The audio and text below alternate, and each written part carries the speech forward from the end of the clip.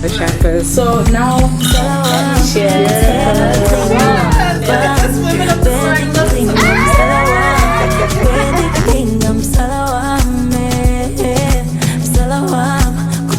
I mean, the first essay I ever wrote was me trying to understand this very fucked up relationship I had with this woman.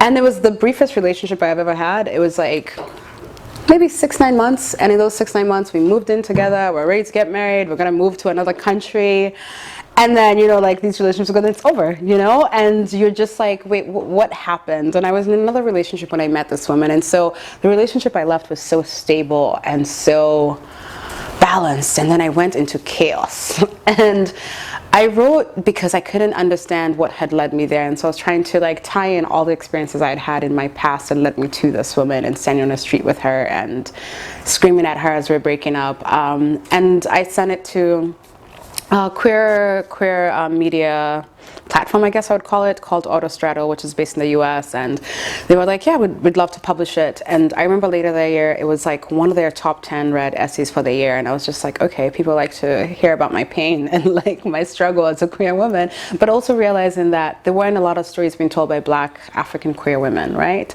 And there's something about not writing your own stories, and I think, I mean, Hall Africa knows this very well, that grants people permissions that they don't have to tell yours. And I think of Alice Walker, and I think of all these fantastic Black women who have said, I'm going to write our story because no one else can do that. And that's what I think my writing is very much about.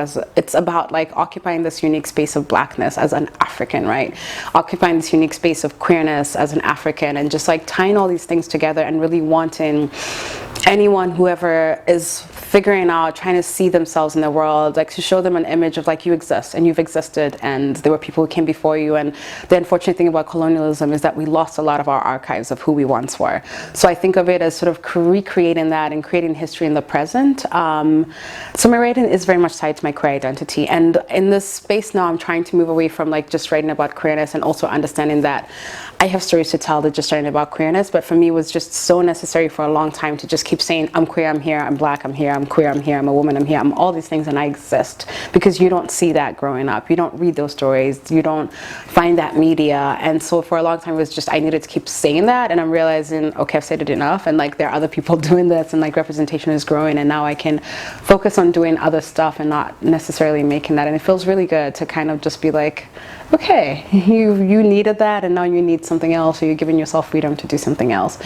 But I write about the things I love. Like, that's what my writing is about. And I think even on my Instagram, it just says like a long love letter. I think what I want to do in this world is love, and give love, and be love, and receive love, and do love. And so everything I do is driven by love, and my writing is like my greatest form of like love that is made manifested. And I think that's what we, in our work, I think it was Khalil Gibran who said, that love is work made visible, or the other way around, I forget it.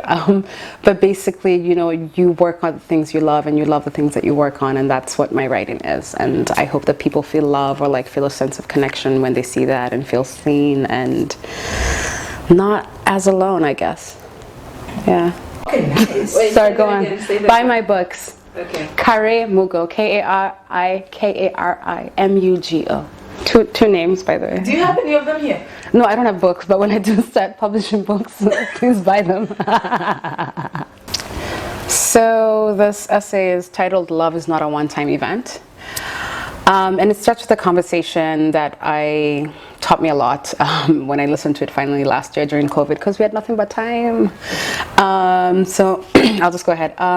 In 1971, Nikki Giovanni, then 28, sat down to a tape dialogue with James Baldwin, age 46. Hosted on the American TV program Soul, the discussion spanned race, love, gender, creativity, and more. In one of their exchanges, Baldwin says to Giovanni that love is not a rational situation. Not missing a beat, she responds, it must be. And so the first paragraph begins, she.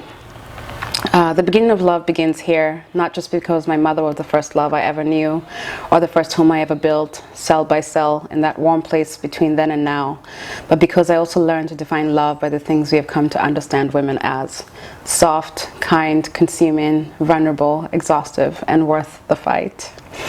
There will be many seasons of love since she and I are standing in a dingy bar in North Minneapolis, basking under neon signs, too nervous to make the first move, even as Whitney asks, don't you want to dance with somebody?